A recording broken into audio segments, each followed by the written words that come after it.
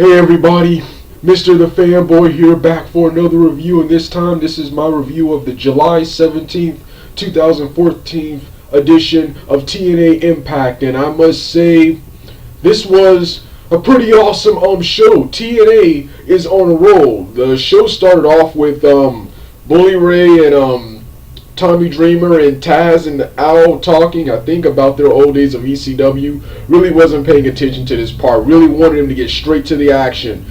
Then, of course, EC3 comes out, cuts a funny promo, getting some heel heat. Fans chant, "You can't wrestle, you can't wrestle." Actually, I can, and that part was actually funny. And Rhino also cut a funny heel promo saying that you people better not boo this man. He is a Carter, and if you do not listen, I will come and beat each and every one of you up and beat up the two in the ring. That right there was just hilarious.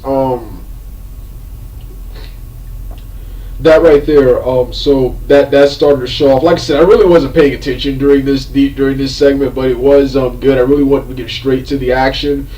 And of course, the first match of the night, of course, was the tag team match. That was the tag team match between Rhino and EC3, Ethan Carter, versus Bully Ray and Tommy Dreamer. And this was a pretty awesome tag team match to start the show, just like the old school ECW, and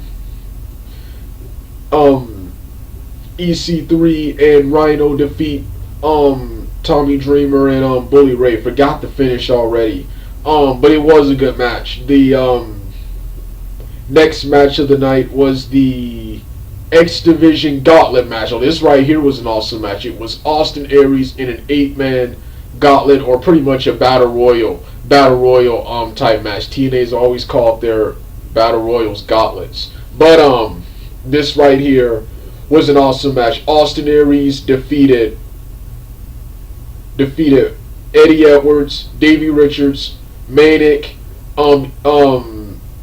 DJZ,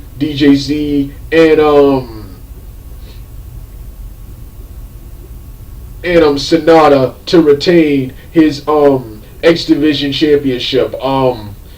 Austin Aries pinned Sonata last, I think, with the 450 splash to retain his United States championship. Manic, he was awesome in this match. He was the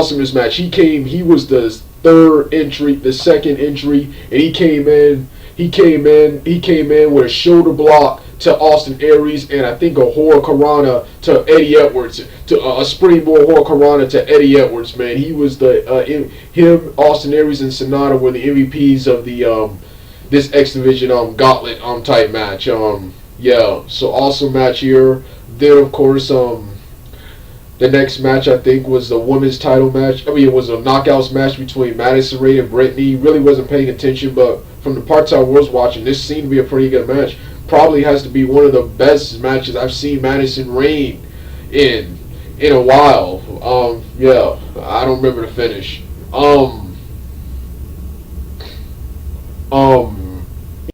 I think Madison Rayne won, because I remember her music. Her music was playing at the end, so she definitely won the match. But like I said, I still don't remember the finish. The next match of the night was between a tag team match between Eric Young and Bobby Roode versus MVP on crutches and Kenny King. Kenny King wrestled most of the match, and this was a pretty good tag team match. Would have been even better if MVP didn't have to sell his knee injury. He didn't have to sell his knee injury stuff. It wasn't avoiding Roode the whole match. I know that was the heel heat, but I really want to see these two teams go at it. But yeah, awesome stuff here. Pretty good stuff here. Then of course, main event time. Bobby Lashley versus Jeff Hardy. Two of TNA's best going at it for Bobby Lashley's World Heavyweight Championship. Match starts off traditional. Lock up. Jeff Hardy hits the headlock, and Bobby Lashley picks him up and just throws him. Then they brawl back and forth. Then in one cool climax, Jeff Hardy puts Bobby Lashley on some steps, and Jeff Hardy climbs to the top rope, goes for the swanton and hits the swanton. Steel first, hits the steps, and that allows Bobby Lashley to later hit the spear and retain his title. Then the show ended. I really wasn't paying attention during this segment. I was really hoping the show would be over. But the next segment was Dixie Carter coming to the ring to cut a promo.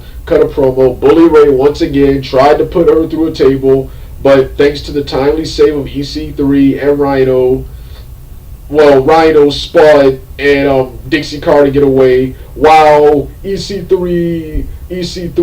Devon, this part was cool. Devon comes back and fights EC3 all the way to the ring, and EC3 gets the bonsai and the 3D to close the show. So it was at least a good closing, even though I didn't care much for the entire segment. So yeah, pretty awesome episode of Impact, and I love the Hammerstein Ballroom and the six-sided ring. I prefer the four-sided ring. I didn't like the idea of the six-sided ring returning. I prefer the four-sided ring. TNA started with a four-sided ring, and the six-sided ring got stale by 2009.